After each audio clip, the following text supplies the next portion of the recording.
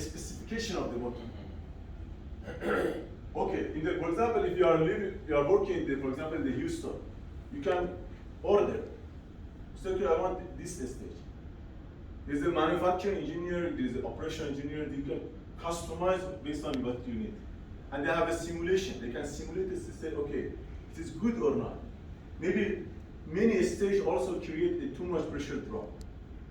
My question is, now we have, for example, that's one the one is cerebral. Yeah. And we have 3 wheels, for example. Yeah. So if the same longitude, Yeah, same way for your 7 meter. that's in the same stages? No, depends on how the manufacturer make it. Yes, that's my question. Yeah. So You can go one by one to go to the end. Yes. Yeah. Is it? We will cover, we will cover there's a handbook, yeah. I was in 2010. We were in Houston. I shifted from drilling supervisor to directional drilling. Many people from Saudi Arabia came. We have a group of 20 people.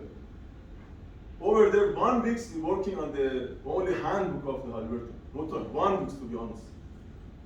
And I will show you 3 slides. I believe it is not more than this. 1 week we practiced the handbook. I didn't know. 1 week we were in the Dallas, only starting the mud motor. Using the OD caliper, ID caliper, making it 1 week. It is interesting to know that in the Dallas, there is a tornado. yes. And we were doing the training. They said, okay, there's a training, there's a tornado, and stop training. Everybody goes here 2 hours, 3 hours, nothing happens. And we go to the hotel. We were expected to see any tornado, but we didn't see any tornado. But always the shutdown. Dangerous. But yeah, dangerous. But what I'm saying that is a lot of. We were 5 days there for 5 days for a week. 5 days every day we received the alarm, waiting, and the weather could be, but we didn't see any tornado. Precautions. The precaution, they will stop the operation. Look at the elastomer, yeah? Typically, elastomer life is 100 to 400 hours. When the elastomer life is finished, motor also is finished. Typical failure mode is fatigue, yeah? Too much load applied, heat buildup, not enough hydraulics, yeah? And also chemical degradation, like oil-based mount, using the solvent, the chemical. These 3 cause reduce the elastomer life. That's why always directional driller checking the mud bed. Check, okay, you need to start the centrifuge. The solid content is high. Always check it. Asking the component, because you're in charge. Elastomer swell, yeah, with fluid absorption and temperature. When we see the temperature, high temperature, elastomer swell. That's why the car tire, yeah, it is elastomer. You never should stay on this one, for example, diesel on the ground. You never stay there. First observe.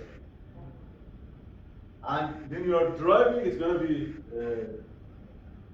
be maybe problem for you. It will swell.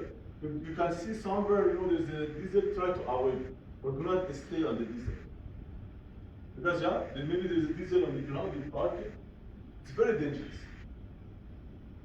Because swell, and maybe it's the broke and it's a problem. It's an elastomer with fluid absorption and the temperature will swell. When it is swell, the cavity will be small and high friction and damage. Contact with the compression from the, when the swell contract. Yeah? Contract is in the reverse, one balance. With compression from the pressure. And what happened? Affect torque output of the motor. And limits ability to run the aggressive bits. That's why the company come and make a little, we will talk about this one. They make a little smaller elastomer. Increase more volume, will receive the higher temperature when the swell, it is okay. Yeah, they try to think in advance, make it bigger cavity area between the rotor and stator. When it is swell, is okay. We'll talk about it. There is a one rotor jet nozzle. Okay, we have a flow rate limitation, yeah? And if this flow rate cannot be maybe damage the elastomer.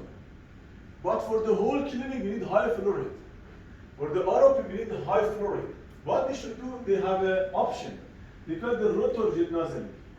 There is a nozzle here, and we can bypass some of the flow rate inside the rotor to make sure that not too much flow rate go here and cause the erosion and damage the elastomer.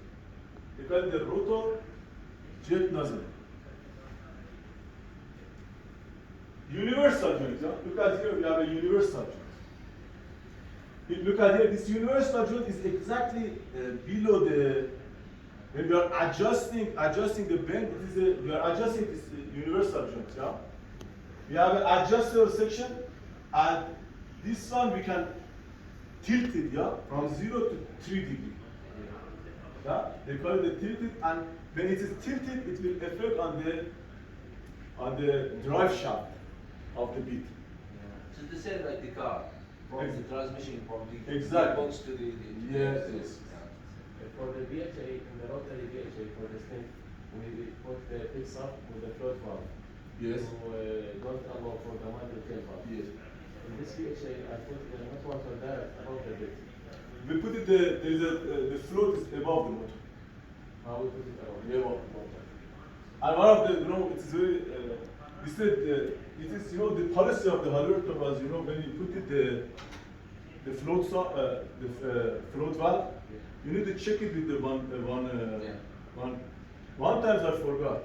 You put it in opposite. Yeah, it's easily could be opposite. One time I forgot, I was, okay, we run it, and I couldn't stop it. I was thinking, okay, I couldn't stop. I was in the, Delma situation. Okay, stop it to check, it was not good. We go down, it's not working, we are pumping and no pressure will down, it was my responsibility. It's very simple, yeah, but it's simple gonna be. In general, we do the shallow test. The shallow test last year. They do not do that. They go very fast now. They do not do that. I will show you the picture how they work. They are very fast. You cannot believe how fast.